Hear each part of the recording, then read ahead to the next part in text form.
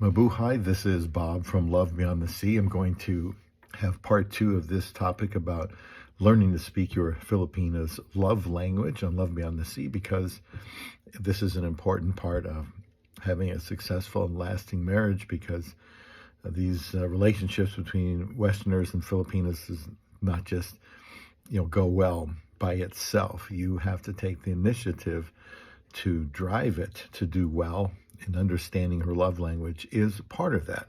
Please subscribe and be ready to leave a comment on this. I want to talk today about acts of service, quality time, and physical touch. Now, these are the primary love languages, and then it says we all have a secondary love language, which, according to this, what I've read, I assume means that of these five, one of them stands out the most, but then another one is also very important to us. So as far as acts of service, doing something for your spouse that you know they would like, that's what I consider an act of service. For example, cooking. There are times my wife comes home late at night since she works second shift, and I make sure that if the rice is low in the pan or the rice cooker, I'll take that out, put it in the refrigerator, and then clean it out, and then start some more rice. And then there may be times she's tired and says, "Hon, can you make me eggs?" So I'll make the type of eggs she likes and put some rice in there, and that saves her time, because she works in a different city, so it's a longer drive than usual. So that's an act of service for her. Washing the dishes, which I hate to do. Washing clothes, which I tend to hate to do also. But that's just me being immature. Somebody's got to wash those. And since I am no longer working, then I have to do working here at home. How about another thankless job? Kind of. Vacuuming. Vacuuming floors. I don't know. I hate to do that too. But again, it needs to be done. Those are like acts of service that come to mind. I know she likes me to come upstairs and help bring in the groceries if she brings in a whole bunch of them. Of course, the dishes again. And all of these things, I don't think she's being unreasonable with what she needs from me as far as these acts of service go. And by virtue of me, a foreigner, marrying a Filipina, I understand she will need me to be supportive of the needs of her family too. My wife has given a significant percentage of her earnings to her family, and I have helped too very much. And she asks me ahead of time if I'm okay with something, especially what I would consider more than usual. And so I almost always say yes, that's okay. And I think when I help her in this way, she probably sees it as an act of service in a way that touches her heart. If this is her love language, then it is imperative that I learn to speak it. And that would be true for all of these. How about quality time? I would just call that undivided attention. Right? How can it be quality time if you're focused on other things? Walking together, no phones, sitting on the couch, talking and listening, no cell phones. I would hope this would be important to anyone. But for some women, quality time is their primary love language. I like quality time too, especially when I'm running out of it. If this happens to be your Filipina's love language, you would need to be careful planning too many things to do by yourself, as you might have been used to doing when you were single. My wife doesn't like it if she comes home and I spend too much time on the internet. She wants me to eat with her, which is something new for me, because again, our hours don't exactly line up with what I lived all my life.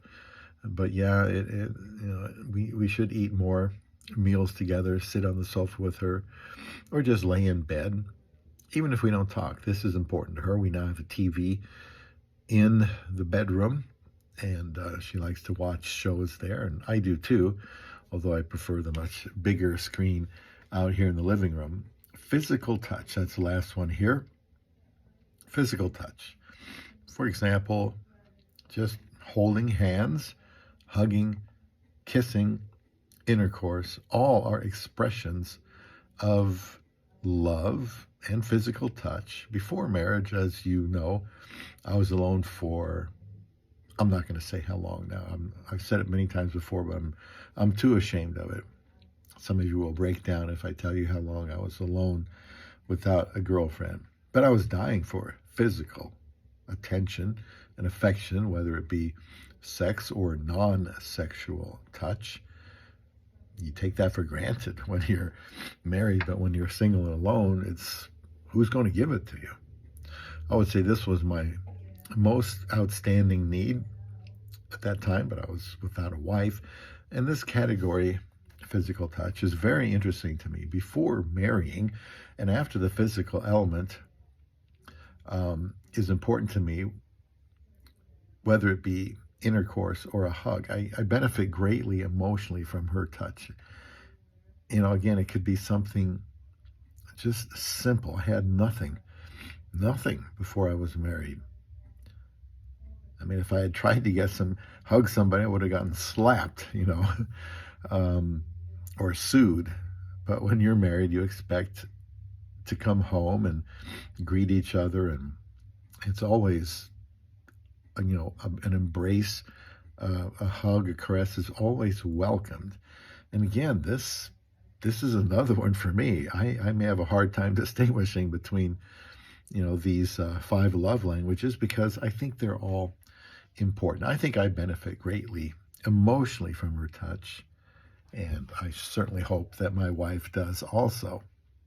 And after being married since 2015, after a quick marriage, I'm intrigued that I now have a great need to touch my wife, to provide this physical touch for her. I guess maybe I appreciate it so much, I figure she would too, but physical touch feels good to give and to receive. It's just like holding her, hugging her, snuggling up to her, like after I turn off the alarm clock, just rolling over and get the CPAP off and snuggle next to her, especially if the dog is willing to do the same. That's a nice feeling. And excuse me, my wife might tell you it's my favorite thing to do. Very comforting. I enjoy it immensely, but there is more to it than that. Being physically close to her means being close to the woman I love and I cherished, that I married almost 10 years ago. And this woman I waited for a terribly long time before God brought us together. And I'm going to do everything I possibly can to keep us together. So I'm talking about touch that I'm initiating here, just curling up to her throughout the night, or taking a nap when she uses her phone. I usually have my arm on her somewhere, shoulder or leg, if we're just laying there. I mean, why not? That's my wife. That's, we're one, and it's nice just to have somebody to hold on to too. This kind of physical bonding was not something I could even know I needed, really, to this degree before I got married. In her arms, I feel safe, happy, content, fulfilled. It's probably the way I should feel. I can say I feel that way without her touch, kind of, to a certain extent. But actually having this kind of closeness to her really solidifies these feelings. Just simply holding my wife means the world to me. The area of physical touch is also important to me as a love language, and I do that to show her how precious she is to me. I don't know exactly how important that is to her personally, but I want her to know it's important for me to embrace her. It says a lot without using any words. I'm doing it for her, but it also benefits me. Whether it is her main love language or not, I doubt any woman doesn't appreciate various kinds of physical touch. So love language, good topic for you and your Filipina girlfriend. And please watch for more videos here on Love Beyond the Sea.